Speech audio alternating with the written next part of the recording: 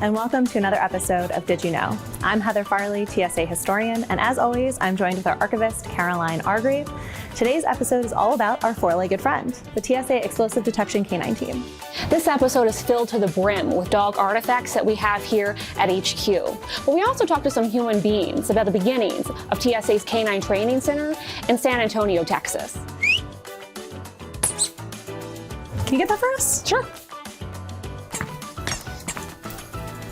Welcome to Joint Base San Antonio Lackland, home of TSA's Canine Training Center. The CTC has around 300 adorable dogs who will undergo 17 to 24 weeks of rigorous training in order to become members of TSA's Explosive Detection Canine teams. Today I sat down with members of the training staff to learn more about the program. Let's listen to what they had to say. Basically, we were transitioned from DoD over to FAA. It was basically the same curriculum, the same experiences and whatnot. But as we started to evolve, 9/11 happened, and we had to more specifically address the threats of working on aircraft, searching baggage, searching passengers. We were understaffed. We had less than 20 of us here, and the demand was very high. After 9/11, some of the emphasis shifted a little bit in our mindset. Now, not only were we looking for large explosive devices, we were looking for smaller devices as well. We put our heads together to adapt from what we were doing to what we were doing today. It took a lot of coordination between instructors and trainers and evaluators. Back in the early days, the dogs were kind of compelled to do what you wanted to do by withdrawing or withholding reward.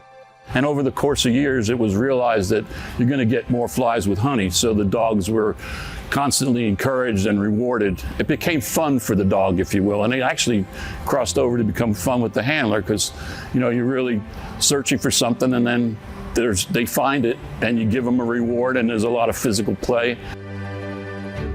Is it harder or easier to train a canine or a handler? Absolutely, the dogs are the easiest to train in comparison. One of the old adages is that the dog doesn't talk back. The mission of the Canine Training Center is important because without it, our security systems would not be as good. The dog teams have so much to offer. And every time we've grown, it's been because of some act. But the realization is the world's not going to change. We're not going to see terrorists decide they're not going to be terrorists tomorrow. I want my family to feel safe. I want my children, my grandchildren to feel safe. So I want to feel like we're doing what we need to do to keep the traveling public safe. And I think we're doing a hell of a job.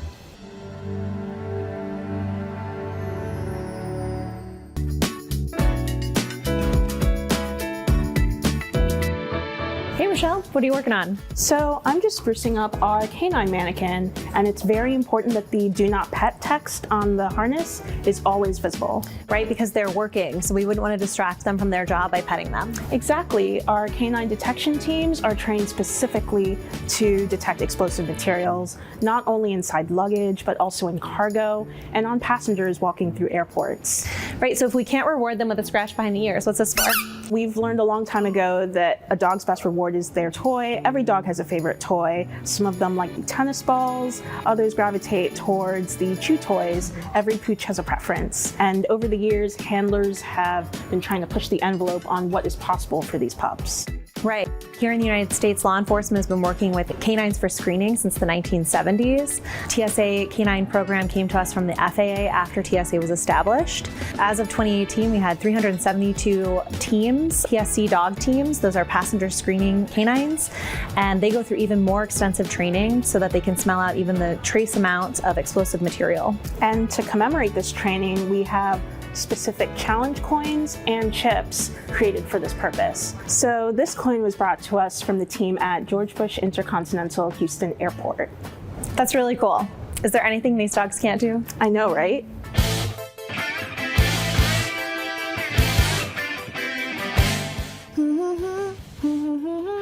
Wow, that's a lot of cards. Oh, hey Heather. Yes, as passengers travel across the land, they'll be getting cards like these anywhere. You know, you really have to be searching far and wide because you gotta catch them all. So these are trading cards?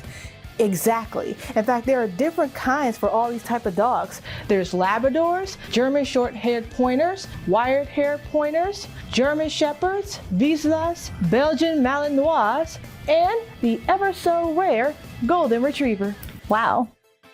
Now, not every canine handler is going to have a card on them, but it is worth asking.